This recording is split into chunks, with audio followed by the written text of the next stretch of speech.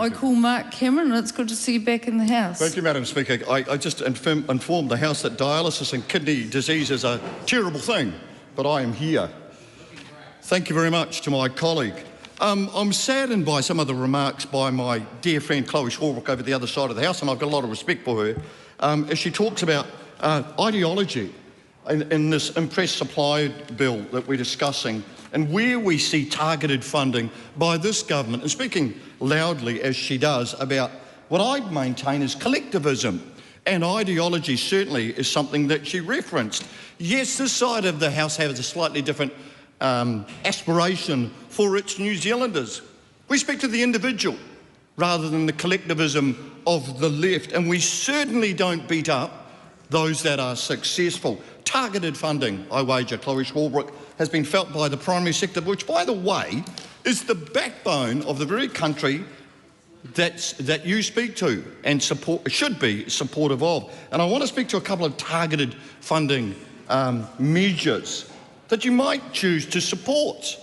There would be a novel idea. The primary sector afforded itself $246 million in sustainable food and fibre funds to help on-farm profitability and productivity.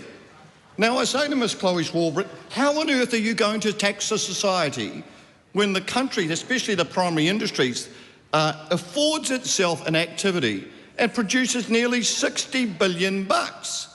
And yet collectivism on the left just likes to beat up those that are successful. Well, I maintain this side of the House has done marvellously well in this bill, accounting for the primary sector and all the work that those people do.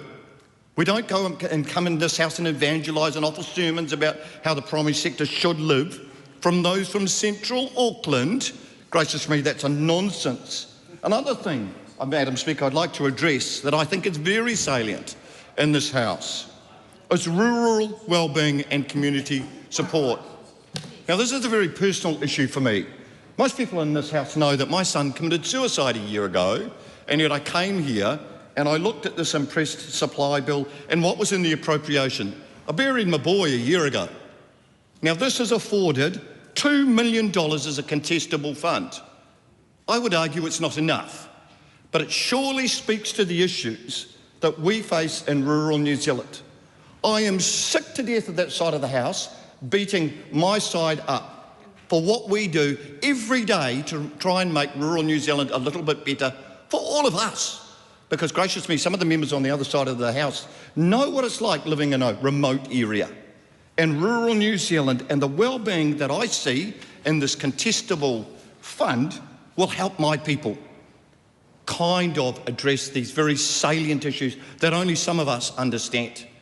We're over the sermons, we're over Chlöe Swarbrick and her clan beating us up when we come to do the very best, which is supply a fruit product for all of us and access a market that keeps the whole country out of the economic doldrums. 400,000 for AMP shows. What a wonderful investment. Everyone here, I would suggest, should go to an AMP show. You will learn what it's like to be a kaukoki, a wool grower, a farmer, a horticulturalist. What a wonderful thing, 400 grand, to keep that reality of iconic rural New Zealand alive. How cool is that? $250,000 for rural support. Rural women and their support. Now, I just want to highlight one thing about these good people.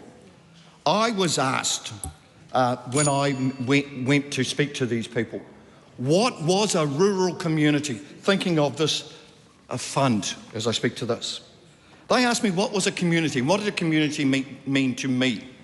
And I offered this, and all the difficulties I personally had in my life. These people in rural New Zealand are a lesser so a community because we are a rural family. Everywhere, up and down New Zealand, we are a collective of rural people that believe in what we're doing, we believe in this country, we believe in feeding a nation, and most of all, we believe in being the fiscal spine that keeps the country alive. This bill is a damnably good piece of legislation. It absolutely helps rural New Zealand do what it's done so long, keeping the country out of the economic doldrums and in the black. So I support it. I think it's a wonderful piece of legislation, and hear to rural New Zealand.